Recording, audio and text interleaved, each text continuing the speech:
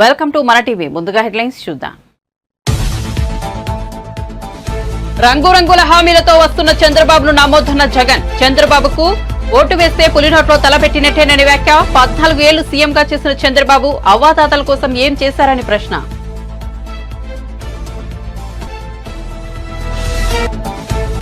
Tadepalli SIT కార్యాలయం వద్ద పత్రాల దహనం. వివరణ ఇచ్చిన సిఐడి. ప్రింటర్లో ఇరుక్కుపోయిన పేపర్లను కాల్చివేశామన్న సిఐడి. సిఐడి ఒక తప్పును కప్పిపుచ్చుకునేందుకు 100 తప్పులు చేస్తోందన్న పట్టాభి.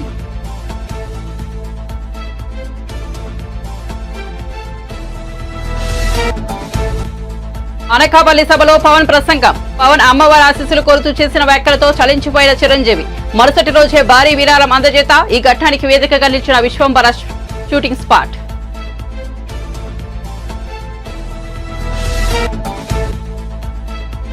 మార్చి 26వ తేదీ నుంచి తిహార్ జైల్లో ఉన్న కవిత. కుమారుడి పరీక్షల నేపథ్యంలో బెయిల్ ఇవ్వాలని కోర్టును కోరిన కవిత బెయిల్ పిటిషన్ను కొట్టివేసిన కోర్టు.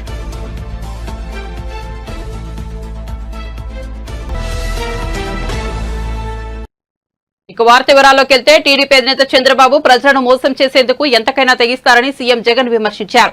చంద్రబాబులా తాను అబద్దాలు చెప్పలేరని అన్నారు. 3000 పెన్షన్లు ఇస్తున్న రాష్ట్రం దేశంలో మరదేనని చెప్పారు. నెలకు 2000 కోట్లు పెన్షన్లకే ఇస్తున్నామని తెలిపారు. ఓట్ల కోసం ఎంతైనా ఇస్తానని చంద్రబాబు అంటారని, రంగురంగుల హామీలతో వస్తున్న చంద్రబాబును నమ్మొద్దని చెప్పారు. ప్రకాశం జిల్లా వెంకటేశ్వరంపల్లిలో ప్రజలతో నిర్వహించిన ముఖాముఖి కార్యక్రమంలో జగన్ మాట్లాడుతూ ఈ వ్యాఖ్యలు చేశారు. కేవలం పెన్షన్ల కోసం మాత్రమే ఈరోజు మీ బిడ్డ మీ దగ్గరకు వచ్చి 99% అమలు చేసిన తర్వాత మీ బిడ్డ మీ దగ్గరికి వచ్చి ఈరోజు ఇలా నిలబడి మీ ముందర గర్వంగా కూడా చెప్తా ఉన్నాడు 99% హామీలు అమలు చేసిన తర్వాత. నేను ఈ విషయాలన్నీ కూడా ఎందుకు చెప్తా ఉన్నాను అనంటే, మీ బిడ్డకు అబద్ధాలు ఆడడం రాదు, మీ బిడ్డకు మోసం చేయడం తెలియదు. ఈ రెండూ మీ బిడ్డకు తెలియదు. కాబట్టి మీ బిడ్డ వాళ్ళ మాదిరిగా, చంద్రబాబు నాయుడు గారి మాదిరిగా, ఆయన కూటమి మాదిరిగా మీ బిడ్డ వాళ్ళ మాదిరిగా అబద్ధాలతో పోటీ పడలేడు, మోసాలతో పోటీ పడలేదు. ఎందుకంటే వాళ్ళు ఎలాగూ చేసేదే లేదు కాబట్టి, ఎలాగూ చెప్పడానికి ఏముంది, నోటికి అడ్డేముంది, అబద్ధాలకు రెక్కలు కట్టేస్తే సరిపోతుంది, ఎలాగూ చేసేది లేదు కదా అనే మనస్తత్వం వాళ్ళది. కానీ మీ బిడ్డది అలా కాదు. మీ బిడ్డ ఏదైనా చెప్పాడు అనంటే అది ఖచ్చితంగా చేసి చూపిస్తాడు మీ బిడ్డ.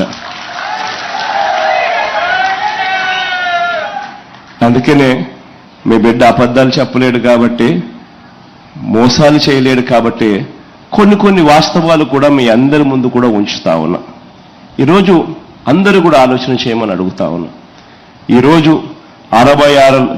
ఈరోజు జనాభా ప్రకారంగా 5 కోట్ల ఆంధ్ర రాష్ట్రం మంది.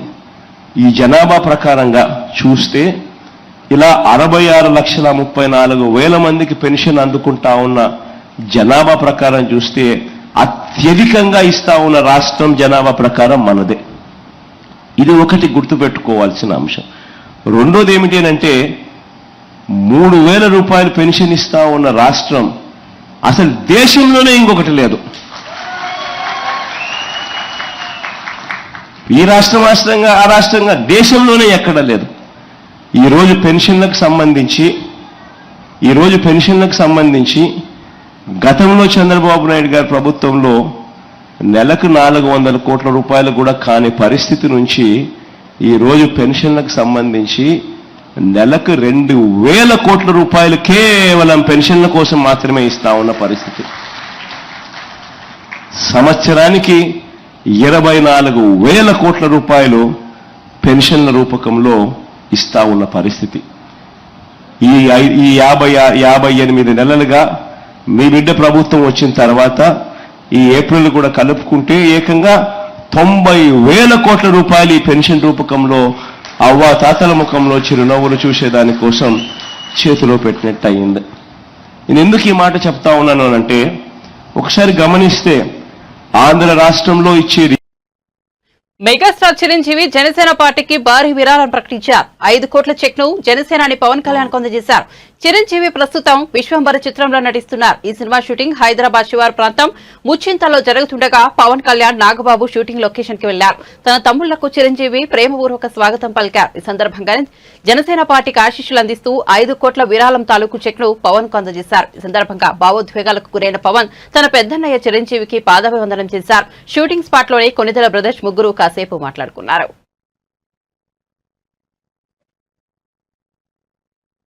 తాడేపల్లి సిట్ కార్యాలయం వద్ద పత్రాల దహనంపై సిఐడి ఇచ్చిన వివరణ పట్ల టీడీపీ జాతీయ అధికార ప్రతినిధి కొమ్మారెడ్డి పట్టాభిరామ్ స్పందించారు. పత్రాల దహనంపై సిఐడి ఇచ్చిన వివరణ హాస్యాస్పదంగా ఉందన్నారు. ఒక తప్పును కప్పిపుచ్చుకునేందుకు సిఐడి 100 తప్పులు చేస్తోందని విమర్శించారు. జిరాక్స్ మిషన్లో పేపర్లు ఇరుక్కుపోయాయని, కాగితాలు అస్పష్టంగా ప్రింట్ అయ్యాయని చెప్పడం విడ్డూరంగా ఉందని అన్నారు. కేవలం హెరిటేజ్ కాగితాలే ఇరుక్కుపోయాయా, కేవలం హెరిటేజ్ కాగితాలకే ఇంకు పేడ్ అయిందా అని పట్టాభి నిలదీశారు. సిఐడి వివరణలతో అనుమానాలు మరింత బలపడ్డాయని అన్నారు. కాల్ చేయాలనుకున్న కాగితాలను కట్టలు కట్టి మరీ కాల్చేస్తారా? ప్రింట్లు స్పష్టంగా కనిపిస్తుంటే ఫేడ్ అయ్యాయని ఎలా అంటారని పట్టాభి నిలదీశారు. టీడీపీ నేతలపై పెట్టిన తప్పుడు కేసుల ఆధారాలను కూడా కాల్చేస్తున్నారని ఈ సందర్భంగా ఆరోపించారు. ధూళిపాల నరేంద్ర గారు కానివ్వండి, ఇటువంటి ఫేక్ డాక్యుమెంట్స్ ను కూడా సృష్టించింది ఫేక్ ప్రభుత్వం. ఈ ఫేక్ ప్రభుత్వం కింద ఊడిగం చేస్తున్నటువంటి కొంతమంది అధికారులు ఈ తప్పుడు కేసులు సృష్టించడం వెనక ఉండి కొన్ని ఫేక్ డాక్యుమెంట్స్ ని సృష్టించి మరీ తప్పుడు కేసులు పెట్టారు. అవన్నీ తప్పుడు కేసులు కాబట్టే న్యాయస్థానాలలో కూడా ఏవి కూడా నిలబడినటువంటి పరిస్థితి. రేపు ఖచ్చితంగా ప్రస్తుతం ఉన్నటువంటి ప్రభుత్వం దిగిపోతుంది కాబట్టి, ప్రజల చేతిలో ఘోరమైనటువంటి ఓటమి పాలు కాబోతుంది కాబట్టి, రేపు అధికారంలోకి వచ్చేది టీడీపీ, జనసేన, భారతీయ జనతా పార్టీ యొక్క కోయిలేషన్ గవర్నమెంట్, ఎన్డీఏ గవర్నమెంట్ కాబట్టి ఆ ప్రభుత్వం రాగానే వీటిపైన విచారణ జరిగితే, ఈ ఫేక్ డాక్యుమెంట్స్ అన్ని బయటపడితే వీళ్ల జీవితాలన్నీ తారుమారవుతాయి. కాబట్టి ఇవాళ సిట్ కార్యాలయంలో ఉన్నటువంటి కొల్లి రఘురామరెడ్డి కానీ, సిఐడి బాసులు కానీ, ఇవాళ పోలీసు ఉన్నతాధికారులు అందరూ కూడా వాళ్ళు సృష్టించినటువంటి ఈ తప్పుడు డాక్యుమెంట్స్ ని దహనం చేసే కార్యక్రమానికి శ్రీకారం చుట్టారు. ఆ రకంగా ఇవాళ అడ్డంగా దొరికిపోయారు. దొరికిపోయి వీళ్ళు ఏం వివరణిస్తా ఉన్నారంటే చదివి వినిపిస్తా. ఇవాళ ప్రజలందరూ కూడా తెలుసుకోవాలి వీళ్ళు ఇచ్చినటువంటి వివరణ ఎంత హాస్యాస్పదంగా ఉందంటే, ఏవైతే కాగితాలు ఉన్నాయో these are all photocopies of lakhs of pages that are being prepared during the process owing to the heating up of photocopier machines, papers getting stuck up, reduced level of ink. ఏం చెప్తా ఉన్నారంటే వీళ్ళంటండి కొన్ని కాగితాలంట xerox మెషిన్లు వేడెక్కి కొన్ని కాగితాలు ఇరుక్కుపోయినాయి అంట లోపల. కొన్ని కాగితాలు ఏమో జెరాక్స్ మెషిన్లో ఇంకు సరిగ్గా లేక కొన్ని కాగితాలు సరిగ్గా ప్రింట్అవుట్లు బయటికి రాలేదంట. కొన్ని కాగితాలు ఏమో ఫేడ్ అయిపోయినాయి అంట. వాటన్నిటిని తీసి వాళ్ళ తగలబెడతా ఉన్నారంట. ఇది నిజంగా ఎంత హాస్యాస్పదంగా ఉందండి. ఇవాళ మేము సూటిగా అడుగుతా ఉన్నాం ఈ సిఐడి అధికారుల్ని, సిట్ అధికారుల్ని, కేవలం హెరిటేజ్ సంస్థకి చెందినటువంటి కాగితాలు ఇరుక్కుపోతాయా? మీ జెరాక్స్ మెషిన్లలో హెరిటేజ్ సంస్థకి చెందినటువంటి కాగితాలు మాత్రమే ఇరుక్కుపోతాయా సార్? హెరిటేజ్ సంస్థకి చెందినటువంటి కాగితాలపైన మాత్రం ఉన్నటువంటి ఇంకే ఫేడ్ అయిపోతుందా? మీరు సృష్టించినటువంటి తప్పుడు డాక్యుమెంట్లు మాత్రమే ఇరుక్కుపోతాయా జెరాక్స్ మెషిన్లలో? ఎవడి చెవిలో పూలు పెడతా ఉన్నారు సార్ మీరు? ఇవాళ అడ్డంగా దొరికిపోయి దానిని కప్పిపుచ్చుకోవడానికి ఇటువంటి హాస్యాస్పదమైనటువంటి వివరణలు ఇస్తారా? ఒక్కసారి ఆలోచించండి రాష్ట్ర ప్రజలు కూడా. సిట్ కార్యాలయంలో అంటండి వేరే ఏ కాగితాలు ఇరుక్కుపోవంట. ప్రింటర్లలో కానీ, జెరాక్స్ మెషిన్లలో కానీ వేరే ఇంకా ఏ కాగితాలు ఇరుక్కుపోవంట. కేవలం చంద్రబాబు నాయుడు గారి పైన, హెరిటేజ్ పైన, మా లోకేష్ బాబు గారి పైన, లేదంటే మా పార్టీ నాయకులపైన పెట్టినటువంటి తప్పుడు కేసులకు సంబంధించినటువంటి కాగితాలు మాత్రమే ఇరుక్కుపోతాయి. ఏమన్నా కొద్దిగా ఉండాలి మీకు కామన్ సెన్స్. ఇటువంటి రిజైండర్లు ఇస్తారా? ఇవి చూసి ప్రజలందరూ కూడా నమ్మేసి గొర్రెల్లాగా తలూపుతారనుకున్నారా మీరు? ఈ వివరణను బట్టే అర్థమవుతా ఉంది మీ వాదనలో ఎంత డొల్లతనం ఉందో, మీరు చెప్పేటటువంటి మాటల్లో ఎంత నిజం ఉందో ఈ రిజైండర్ కాపీ చూస్తేనే అర్థమవుతోంది సార్. మీరు చెప్పేటటువంటి వివరణ చూస్తేనే అర్థమవుతోంది మీరు చెప్పేదానిలో ఎంత వాస్తవం ఉందో ఎంత నిజం ఉందో. కాబట్టి ఇవాళ ఈ వివరణ చూసిన తర్వాత ఇంకా బలంగా నమ్ముతున్నారు వాళ్ళ ప్రజలందరూ. మేం కూడా బల్లగుద్ది చెప్తా ఉన్నాం, ఖచ్చితంగా ఉదయం తగలబెట్టినటువంటి డాక్యుమెంట్స్ అన్నీ కూడా మీరు ఉద్దేశపూర్వకంగా మీరు సృష్టించినటువంటి తప్పుడు డాక్యుమెంట్స్, ఫేక్ డాక్యుమెంట్స్ ఏవైతే ఉన్నాయో రేపు ప్రభుత్వం మారితే. ఢిల్లీ లిక్కర్ పాలసీ కేసులో నిందితురాలుగా ఉన్న బీఆర్ఎస్ ఎమ్మెల్సీ కల్వకుంట్ల కవితకు తీవ్ర నిరాశ ఎదురైంది. కవితకు మధ్యంతర బెయిల్ ఇచ్చేందుకు ఢిల్లీలోని రౌస్ అవెన్యూ కోర్టు నిరాకరించింది. ఆమె బెయిల్ పిటిషన్ ని కొట్టివేసింది. తన చిన్న కుమారుడికి పరీక్షలు ఉన్న నేపథ్యంలో తనకు బెయిల్ మంజూరు చేయాలని కోర్టును కవిత కోరారు. అయితే కవిత బెయిల్పై బయటకు వెళ్తే సాక్షులను ప్రభావితం చేస్తారని కోర్టులో ఈడీ వాదనలు వినిపించింది. ఇప్పటికే కొందరిని కవిత బెదిరించిందని కోర్టుకు తెలిపింది. ఈడీ వాదనలతో ఏకీభవించిన కోర్టు కవిత బెయిల్ పిటిషన్ ను తిరస్కరించింది.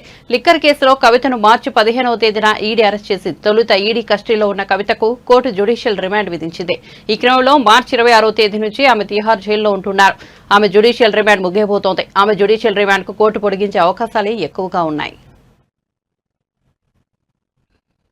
ఈ ఎన్నికల్లో వైసీపీ మళ్లీ గెలవడం అసాధ్యమని ప్రముఖ ఎన్నికల వ్యూహకర్త ప్రశాంత్ కిషోర్ సంచలన వ్యాఖ్యలు చేసిన సంగతి తెలిసిందే. ఎన్నికలకు సమయం దగ్గర పడుతున్న తరుణంలో ఆయన చేసిన వ్యాఖ్యలు వైసీపీ శిబిరాన్ని ఆగ్రహానికి గురిచేశాయి. తాజాగా ఏపీ మంత్రి బొత్స సత్యనారాయణ మాట్లాడుతూ పీకేపై తీవ్ర ఆగ్రహం వ్యక్తం చేశారు. టీడీపీ అధినేత చంద్రబాబు కోసం ఏపీ రాజకీయాల గురించి ప్రశాంత్ కిషోర్ మాట్లాడుతున్నారని విమర్శించారు. విశాఖలో మీడియాతో మాట్లాడుతూ ఆయన ఈ వ్యాఖ్యలు చేశారు. రైతు భరోసా కేంద్రం తీసుకొచ్చాడు, రైతులకు బలోపేతం చేస్తూ వాళ్ళకి అన్ని కూడా డోర్ స్టెప్కి తీసుకెళ్ళి ఆలోచన చేసి ఆ కార్యక్రమం చేశాడు. ఆయన ఆలోచన అది. చంద్రబాబు నాయుడు ఆలోచన అమరావతి, దోపిడీ, సామాజిక బలోపేతం, ఇది ఆయన ఆలోచన. దానికి తగ్గట్టు ఆ అధికారులు వచ్చి దానికి తగ్గట్టు 1,20,000 కోట్లకి ఇచ్చి ఒక ప్రణాళిక తయారు చేసి అమరావతికి ఇచ్చారు. అది 20 సంవత్సరం 15 తయారవుతానికి 15 సంవత్సరం అవుతుంది. అదొక 5 లక్షల కోట్లు, 10 లక్షల కోట్లు అయిపోద్ది. అప్పుడు రాష్ట్రం మొత్తం అంతా కూడా దోచి వచ్చని ప్లాన్ చేశారు.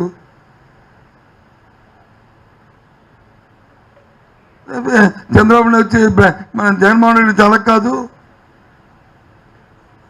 మనంతా చాలా పావుడితోని మన తాలూకా ఇది పర్ క్యాపిటా చాలా తక్కువగా ఉంది. ఈ పర్ క్యాపిటల్ని పెంచాలి. 1,50,000 కాదు, మన నేషనల్ యావరేజ్ దాటి దగ్గరికి వెళ్ళాలని ఇప్పుడు 2,20,000కి వచ్చింది పర్ క్యాపిటల్. ఎందుకు అది ఆయన వచ్చేసాడు. ఇది వాస్తవం కాదు చెప్పండి, నేను చెప్తుంది అబద్ధాలా?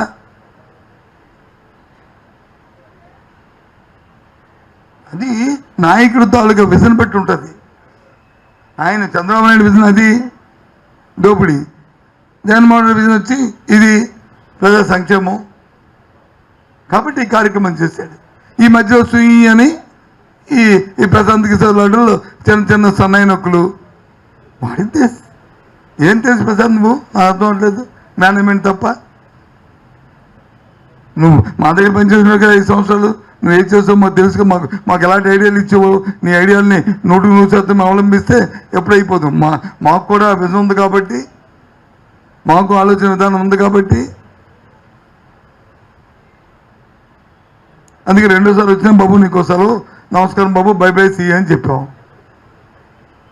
మేము చెప్తే కదా నువ్వు అక్కడికి వెళ్ళావు, మాకు అక్కర్లేదు అనుకుంటేనే. ఇది వాస్తవం కాదా? మనస్సాక్షిగా నీ మనస్సాక్షి తెలుసు, మా మనస్సాక్షి తెలుసు. ఎందుకు ఇవన్నీ? లీడర్కి డెఫినేషన్ తెలియదా మాకు? ప్రొవైడరా వాట్ నాన్ ఏంటి ప్రొవైడ్, ఏంటి ప్రొవైడ్, దేనికి provider? Chandrababu Naidu provider, manipulator, management. కాబట్టి లీడర్లు అనుకునే వాళ్ళు నాయకత్వం వహిస్తున్నప్పుడు దీర్ఘకాలం ప్రయోజనాలు, దీర్ఘ ఆలోచనతో ఉంటే ఆ వ్యవస్థ కానీ ఆ ప్రభుత్వాలు కానీ బాగుపడతాయి. హామీలిచ్చి మరచిన జగన్ వైఎస్ఆర్ వారసుడు ఎలా అవుతారని ఏపీపీసీసీ అధ్యక్షుల వైఎస్ షర్మిల ప్రశ్నించారు. వైఎస్ఆర్ జిల్లాలో అవి ఎన్నికల ప్రచారం నిర్వహించారు. జగన్ పాలనకు వైఎస్ఆర్ పాలనకు పొంతనే లేదని మండిపడ్డారు. హంతకులకు ఓటు వేయొద్దని ప్రజలకు విజ్ఞప్తి చేశారు. రాజశేఖర రెడ్డి గారిది హస్తం గుర్తు. మైక్ ఇస్తా కమ్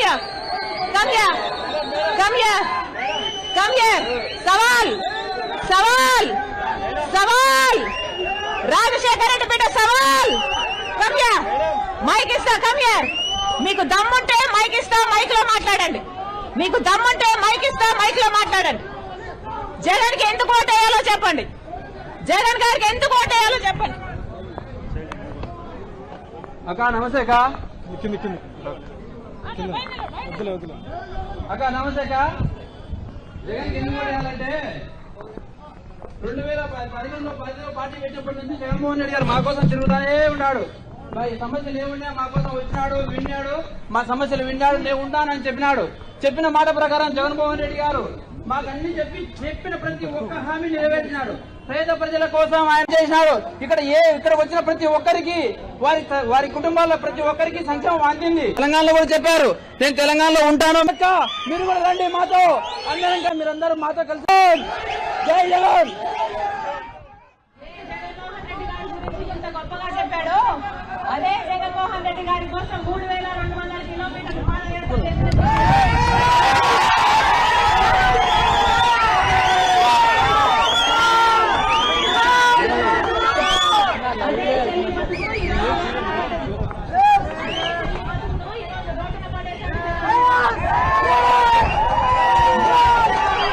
రాజశేఖర రెడ్డి కొడుకు అని జగన్కు ఓటేయండి.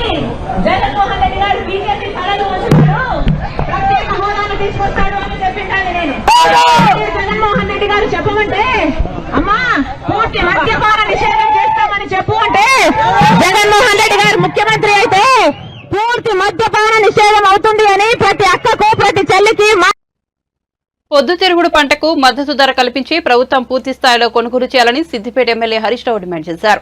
రైతులు పండించిన చివరి గింజ వరకు కనీస మద్దతు ధర అయిన 6,760 చెల్లించి పొద్దుతిరుగుడు పంటను కొనుగోలు చేయాలన్నారు. కేవలం కేంద్ర ప్రభుత్వం నిధులు సమకూర్చిన మేరకే కొనుగోలు చేసి రాష్ట్ర ప్రభుత్వం తరపున కొనుగోలు చేయాల్సిన వాటా గురించి మౌనంగా ఉండటం రైతులను అవమానించడమే అవుతుందని చెప్పారు. ఈ మేరకు ముఖ్యమంత్రి రేవంత్ రెడ్డికి లేఖ రాశారు. జనసేన యువనేత పోతిన వెంకట మహేష్ సోమవారం నాడు ఆ పార్టీకి పదవులకు రాజీనామా చేశారు. ఈ సమయంలో జనసేన అధినేత పవన్ కళ్యాణ్ పై తీవ్ర విమర్శలు గుప్పించారు. తెలుగుదేశం జనసేన బీజేపీ పొత్తులో భాగంగా తమ పార్టీకి తీరని అన్యాయం చేశారని మహేష్ సంచలన వ్యాఖ్యలు చేశారు. ఉదయం మీరు చూశారు, జనసేన పార్టీలో నాకున్న పదవి బాధ్యతలకి క్రియాశీలక సభ్యత్వానికి రాజీనామా చేశాను. ఇప్పుడు నేను మాట్లాడుతున్న మాటలన్నీ కూడా ఏదో ఆవేశంతోనో లేకపోతే సీటు రాలేదనేటువంటి అసంతృప్తితోనో మాట్లాడేటువంటి మాటలు కావు. నేను మాట్లాడే ప్రతి మాట కూడా ఎంతో ఆలోచనతో ముందు చూపుతోనే మాట్లాడుతాను. నాయకుడంటే ఒక నమ్మకం, ఒక భరోసా, భవిష్యత్తుని ఇచ్చేవాడిని నాయకుడు అంటారు. నటించేవాడు ఎప్పటికీ కూడా నాయకుడు కాలేడు. ముఖ్యంగా రాజకీయాల్లో నటించేటువంటి వ్యక్తి ఎప్పటికీ ఎవ్వరికి భరోసా ఇవ్వలేరు. కానీ చాలా మందికి నాయకత్వం యొక్క అర్థం తెలియకపోవచ్చు. అది తెలుసుకున్నప్పుడు మాత్రమే రాజకీయ పార్టీలు పెట్టాలి. మేమందరం కూడా పవన్ కళ్యాణ్ గారిని, జనసేన పార్టీని నమ్మి అడుగులు వేశాం. కొత్త తరానికి బాటలు వేస్తారని విశ్వసించాం. వారు ఏం మాట్లాడినా, ఎలా ప్రవర్తించినా రాజకీయాల్లో మార్పు తీసుకొస్తారని, కొత్త తరం నాయకత్వాన్ని ప్రోత్సహిస్తారని, తయారు చేస్తారని నమ్మాం. గుడ్డిగా అడుగులు వేశాం. ముఖ్యంగా యువ రక్తం పవన్ కళ్యాణ్ గారు ఏదో చేస్తారని, మార్పు తీసుకువస్తారని 2014లో పోటీ చెయ్యకపోయినా 2019లో పోటీ చేసి ఒక్క స్థానంలోనే గెలుపొందిన 2024లో అద్భుతం జరుగుతుందని, ప్రజలకి మేలు చేస్తారని మేమందరం కూడా ఆశించి భంగపడ్డాం. జరుగుతున్నది ఏంటో, జరిగిందేంటో మాకెవరికి అర్థం కాక పిచ్చెక్కి మేము జుట్లు పీక్కుంటా ఉన్నాం. కానీ మా నాయకుల్లో మాత్రం స్పందన లేదు. ముఖ్యంగా మా నాయకులు పవన్ కళ్యాణ్ గారు రాష్ట్ర ప్రజలకి, అదేవిధంగా కాపు సామాజిక వర్గానికి, కాపు యువతకి, నాలాంటి కొత్త తరం రాజకీయ నాయకులకి నిస్వార్థంగా ప్రజలకి సేవ చేయాలని వచ్చేటువంటి కొత్త తరం రాజకీయ నాయకులకి ఆయన సమాధానం చెప్పాలి. అలాగే ఇప్పుడు నేను చెప్తున్నటువంటి ప్రతి ఒక్కరు కూడా పవన్ కళ్యాణ్ గారి నిజస్వరూపం కూడా తెలుసుకోవాలి. ఆయన ఆలోచనలు ఏ విధంగా ఉంటాయి అని ప్రతి ఒక్కరు కూడా అర్థం చేసుకోవాలి. రాజకీయాల్లోకి ఎవరైనా సేవ చేయాలని వస్తారు, పేరు ప్రతిష్టలు సంపాదించాలని వస్తారు, 10 కాలాల పాటు ప్రజల హృదయాల్లో ఉండాలనుకుంటారు. కానీ మా నాయకుడిని చూసిన తర్వాత. మేడి పండు చూడ మేలిమై ఉండను, పొట్ట విప్పి చూడ పురుగులుండను అన్నాను. ఎవరైనా రాజకీయాల్లోకి వస్తే ప్రజల కోసం, భవిష్యత్తు కోసం మంచి చెయ్యాలని వస్తారు. కానీ మనం దేనికి వచ్చాం, ఎందుకు వచ్చాం, ఏం చెయ్యబోతా ఉన్నామని. మొదటిసారి ఓటు హక్కును వినియోగించుకునేవారు రాష్ట్రాన్ని బాగు చేసే వారికి ఓటు వేయాలని, ఆంధ్రప్రదేశ్ భవిష్యత్తు బాగుపడాలంటే మీ ఓటు హక్కుతోనే సాధ్యమని తెలుగుదేశం జాతీయ అధికార ప్రతినిధి నీలాయపాలెం విజయ్ కుమార్ అన్నారు. ఈ సందర్భంగా ఆయన అమరావతిలో మీడియాతో మాట్లాడుతూ 2014 టీడీపీ హయాంలో చంద్రబాబు నాయుడు రాష్ట్రానికి ఎన్నో పరిశ్రమలు తీసుకొచ్చారని, రాష్ట్రానికి అద్భుతాలు చేసి చూపించారని కొనియాడారు. వైసీపీ ప్రభుత్వంలో ఉద్యోగాలు లేక యువత ఎన్నో ఇబ్బందులు పడుతున్నారని, వలస వెళ్లిపోతున్నారని ఆవేదన వ్యక్తం చేశారు. 18 ఏళ్ళు నిండగానే ఓటు హక్కును వినియోగించుకునే హక్కు రాజ్యాంగం మనకిచ్చింది. సో ఓకే, మొన్నటిదాకా పాఠశాలలో ఉండేవాళ్ళు, దాని నిన్నటిదాకా కాలేజీలో ఉండేవాళ్ళు, లాస్ట్ ఎన్నికలప్పుడు 13 నుంచి 17 ఏళ్ళ వయసులో ఉండేవాళ్ళంతా ఇవాళ ఓటు హక్కును వినియోగించుకునే స్థాయికి వచ్చారు. సంతోషం. First of all congratulations. కానీ మీ ఓటు ఎవరికి వేయాలి? ఎవరికి ఓటు వేస్తే ఈ రాష్ట్రం ముందుకెళ్తుంది, ఈ రాష్ట్రం బాగుపడుతుంది, ఈ రాష్ట్రం ముఖాభివృద్ధి చెందుతుంది. అన్నిటికంటే ముఖ్యంగా ఎవరికి ఓటేస్తే మీ బతుకులు బాగుపడతాయి, మీ యొక్క జీవితాలు సుభిక్షంగా ఉంటాయి. ఈ ఓటు వేసే ముందు ఇట్లాంటి క్వశ్చన్లు మనం వేసుకోవాలేమో కదా. అమ్మ నాన్నలు చాలా కష్టపడి చదివించుంటారు మిమ్మల్ని. వాళ్ళకంటే మీరు ఒక 4 ఆకులు ఎక్కువ చదవాలని, 4 గ్రేడ్లు ఎక్కువ పోవాలని, జీవితంలో వాళ్ళకంటే మీరు ఇంకా పైకి రావాలని వాళ్ళందరూ కలగా ఉంటారు. ఆ అమ్మా నాన్నల కలలు మీరు పండించాలంటే మీరు చదువు పూర్తయి ఈసారి బయటకు వస్తున్నాం, ఇంకో 1-2 సంవత్సరాలు 3 సంవత్సరాలు బయటకు వచ్చే వాళ్ళు ఉంటారు. వాళ్ళు జీవిత గమ్యంలోకి అడుగుపెట్టే ముందు మన అమ్మా నాన్నలు మనల్ని ఎంత కష్టపడి చదివించారు, ఆ చదివించిన దాని కృతజ్ఞతగా మనం ఒక వ్యాపారం చేసుకోవాలి, మన యొక్క చదువుకు తగిన ఉద్యోగం రావాలి. అదే కదా మన యొక్క చదువుకి సార్థకం. సో చదువు పూర్తి చేసి ఉద్యోగ ప్రపంచంలో అడుగు పెట్టబోతున్న మీరు 1-2 ఏళ్లలో పూర్తి చేసుకున్న వాళ్ళు ఎవరి ట్రాక్ రికార్డ్ ఏంటి? మన ప్రధాన పార్టీలు 2 ఉన్నాయి మనకి ఇప్పుడు. ఒకటి తెలుగుదేశం పార్టీ, ఒకటి వైసీపీ పార్టీ. తెలుగుదేశం పార్టీలో ఉండే జనసేన అండ్ బీజేపీల కూటమి, ఇంకొకటి వైసీపీ పార్టీ. వైసీపీ పార్టీకి 5 సంవత్సరాలు చూస్తున్నారు. మీరు బహుశా చిన్నపిల్లకాయలేమో 2014-19 మధ్యలో మీ వయసు ఇంకా తక్కువ ఉంటుంది. సో అప్పటి ట్రాక్ రికార్డ్ ఏంటి? అసలు మనం రాష్ట్రం విడిపోయిన తర్వాత రాష్ట్రం ఇంత ముందుకు ఎలా వచ్చింది, ఈ 5 ఏళ్లలో ఏం జరిగింది? సో ఈ రెండింటినీ మనం బేరీ చేసుకోకపోతే మన యొక్క ఓటు మురిగిపోతుంది, ఓటు వేస్ట్ అయిపోతుంది. సో బేసిక్గా ఆంధ్రప్రదేశ్ విభజన జరిగిన తర్వాత 2014-19 మధ్యలో తెలుగుదేశం ప్రభుత్వం, 1924 మధ్యలో ఉన్న వైసీపీ ప్రభుత్వం. ఈ 2 ప్రభుత్వాల్లో, వైసీపీ తెలుగుదేశం ప్రభుత్వాల్లో ఏ ప్రభుత్వం జీవనోపాధులను ఎక్కువగా సృష్టించింది? తెలంగాణ ప్రజలకు, తెలంగాణ ద్రోహులకు మధ్య జరుగుతున్న ఎన్నికలు ఇవి అని BRS leader RS Praveen Kumar స్పష్టం చేశారు. కరీంనగర్ స్మార్ట్ సిటీ కావాలి, ప్రపంచ పటంలో కనిపించాలని గుండెల నిండా ప్రేమ ఉన్న వినోద్ కుమార్ కు గుట్కా ప్యాకెట్లకు మధ్య జరుగుతున్న యుద్దం ఇది అని ఆయన తేల్చి చెప్పారు. కరీంనగర్ పార్లమెంట్ పరిధిలో నిర్వహించిన కరీంనగర్ యుద్దభేరి సభలో ఆయన పాల్గొని ప్రసంగించారు. పాలనకు 100 రోజుల అబద్ధాలకు మధ్య యుద్ధం జరుగుతున్నది. అవునా కదా? 10 సంవత్సరాల అద్భుతమైన పాలనకు 100 రోజుల పాలనకు, 100 రోజుల అబద్ధాల పాలనకు మధ్యలో యుద్ధం జరుగుతూ ఉన్నది. కష్టాలు, రైతుల కష్టాలు, కన్నీళ్లు తుడవడానికి అనారోగ్యాన్ని సైతం లెక్క చేయక, కాలు ఫ్రాక్చర్ అయినప్పుడు కూడా కట్టబట్టుకొని నడుచుకుంటూ కష్టాల్లో ఉన్న రైతులను ఓదార్చి వాళ్ళ కోసం గొప్ప కలలు కనే కేసీఆర్ కు మధ్యలో అదే విధంగా ఎవరన్నా ఎక్కడన్నా చావని సన్యాసి కబురు నాకు వద్దురపై నేను ఉప్పల్ స్టేడియంలో కూర్చొని క్రికెట్ మ్యాచ్ చూస్తున్న కోమటిరెడ్డి రేవంత్ రెడ్డికి మధ్యలో యుద్ధం జరుగుతూ ఉన్నది. అవునా కదా? ఈరోజు గుండెల నిండా ప్రేమ ఉండి నా కరీంనగర్ స్మార్ట్ సిటీ కావాలి, నా కరీంనగర్ ప్రపంచ పటంలో కనిపించాలని గుండెల నిండా ప్రేమ ఉన్న వ్యక్తికి, వినోద్ కుమార్ గారికి మరి గుట్కా పాకెట్లకు మధ్యలో యుద్ధం జరుగుతా ఉంది. గొప్ప ప్రేమ ఉన్న గుండెకు గుట్కా పాకెట్లకు మధ్యలో యుద్ధం జరుగుతూ ఉన్నది. గుట్కా పాకెట్లు ఎవరు తింటారో నేను మీకు చెప్పాల్సిన అవసరం లేదు. మిత్రులారా, ఇది ఆశయానికి, ఒక గొప్ప ఆశయానికి, ఒక అహంకారానికి మధ్యలో జరుగుతున్న యుద్ధం. అహంకారం ఎందుకని అంటున్నంటే, పెద్దలు కేసీఆర్ గారు 200 మంది రైతులు ఇప్పటికే చనిపోయినంటే నిజంగా తెలివైన ముఖ్యమంత్రి అయితే ఏం చేస్తాడయ్యా? నిజమా? అయితే వాళ్ళ లిస్ట్ ఇవ్వండి దయచేసి, నేను వాళ్ళ దగ్గరికి వెళ్తాను, వాళ్ళ అడ్రస్ చెప్పండి, వాళ్ళ కాంటాక్ట్ చెప్పండి, వాళ్ళ పిల్లలను తీసుకురండి, లేకపోతే నేను వాళ్ళ పిల్లల దగ్గరికి పోతాను, నా చేతిలో ఉన్నంత వాళ్ళకి ఇస్తాను, వాళ్ళని కాపాడుకుంటానే వాళ్ళు నిజమైన మానవతావాది. కానీ వాళ్ళ అహంకారం ఏమంటున్నది? అహంకారం ఏమంటున్నదంటే, మీ దగ్గర లిస్ట్ ఉంటే ఇవ్వండి, మేము వెరిఫై చేస్తాం, దాని తర్వాత కోడ్ అయిపోయిన తర్వాత తీస్తాం, అంతవరకు మీ క్రికెట్ మ్యాచ్ చూసుకోవాలి, మమ్మల్ని డిస్టర్బ్ చేయకండి అంటుంది అహంకారం. ఎవరికి వెళ్ళాలి మనం? ఆశయానికి వెళ్ళా, అహంకారానికి వెళ్ళా? గట్టిగా చెప్పండి. నిజానికి వెళ్ళా? మెదక్ పీఆర్ఎస్ లోక్సభ అభ్యర్థి వెంకట్రామరెడ్డిపై కేసు నమోదైంది. పార్లమెంట్ ఎన్నికల ప్రచారంలో నిబంధనలు ఉల్లంఘించారంటూ ఎన్నికల అఫెన్స్ పోలీసులకు ఫిర్యాదు చేసింది. ఎన్నికల కోడ్కు వ్యతిరేకంగా వెంకట్రామరెడ్డి ప్రభుత్వ ఉద్యోగులతో సమావేశం నిర్వహించారని ఫిర్యాదులో పేర్కొన్నారు. వారిచ్చిన ఫిర్యాదుల మేరకు వెంకట్రామరెడ్డిపై పోలీసులు కేసు నమోదు చేశారు. ఈ పరిణామంపై బీజేపీ ఎంపీ అభ్యర్థి రఘునందన్ రావు స్పందించారు. మంగళవారం ఆయన మీడియాతో మాట్లాడుతూ వెంకట్రామరెడ్డి నిబంధనలు ఉల్లంఘించారని అన్నారు. నిబంధనలకు విరుద్ధంగా ప్రభుత్వ ఉద్యోగులతో అక్రమంగా సమావేశం నిర్వహించారని తెలిపారు. స్టేట్ జిల్లా కలెక్టర్ సిద్దిపేట గారికి ప్రభుత్వ టెలిఫోన్ నెంబర్కి నేను కాల్ చేసి సేమ్ మ్యాటర్ని ఫిర్యాదు చేశాను.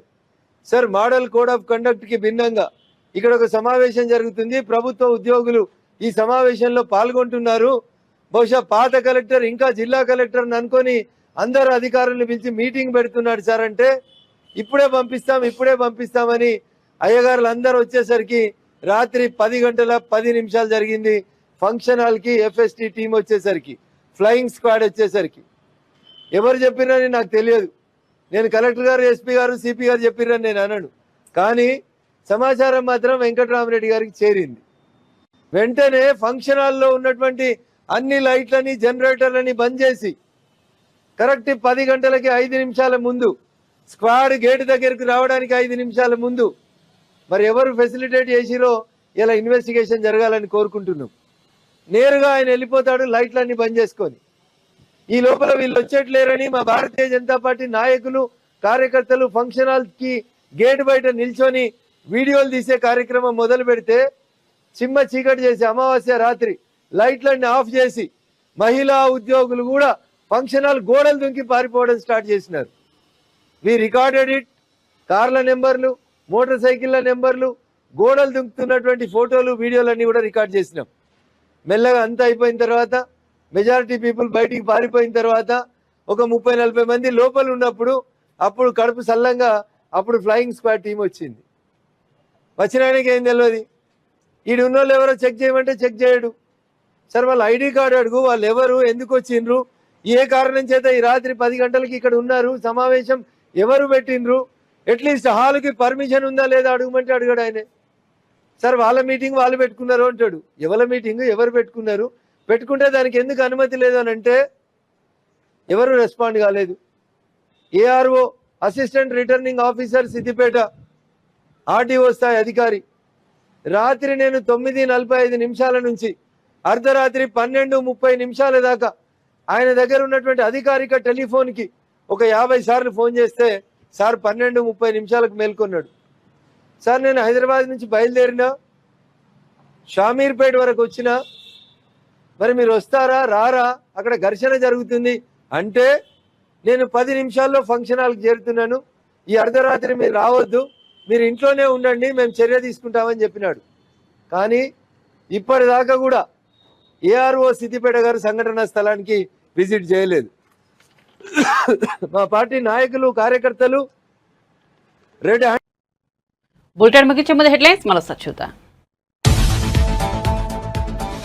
రంగురంగుల హామీలతో వస్తున్న చంద్రబాబును నమ్మొద్దన్న జగన్. చంద్రబాబుకు ఓటు వేస్తే పులినోట్లో తలపెట్టినట్టేనని వ్యాఖ్య. 14 ఏళ్లు సీఎంగా చేసిన చంద్రబాబు అవ్వాతాతల కోసం ఏం చేశారని ప్రశ్న.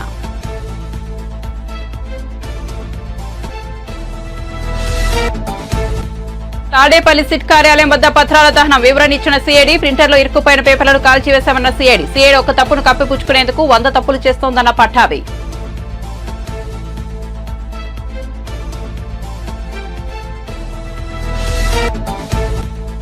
అనకాపల్లి సభలో పవన్ ప్రసంగం. పవన్ అమ్మవారి ఆశీస్సులు కోరుతూ చేసిన వ్యాఖ్యలతో చలించిపోయిన చిరంజీవి. వరుసటి రోజే భారీ విరాళం అందజేత ఈ ఘట్టానికి వేదికగా నిలిచిన విశ్వంభర షూటింగ్ స్పాట్.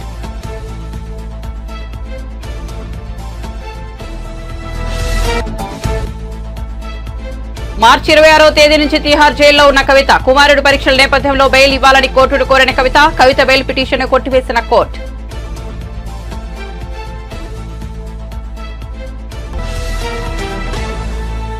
మరిన్ని అప్డేట్స్ కోసం చూస్తూనే ఉండండి మన టీవీ.